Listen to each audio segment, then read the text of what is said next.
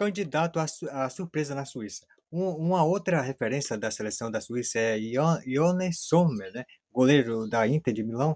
Apesar da experiência, seu concorrente é indicado por Lacroix, né, como candidato à surpresa do time na Copa.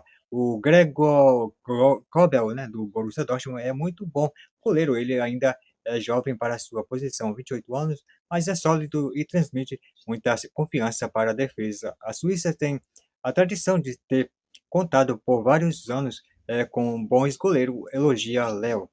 O zagueiro também mostra o papel do meio-campista Johan Mazambi, de 20 anos, do Freiburg. Ele entrou bem em vários jogos das eliminatórias. É aquele cara que parte para cima para tentar furar a defesa, buscando fazer alguma coisa diferente. Ele recupera a bola e já ataca o espaço, pontuam citando também o atacante Dan N'Doye, né, do Nottingham Forest.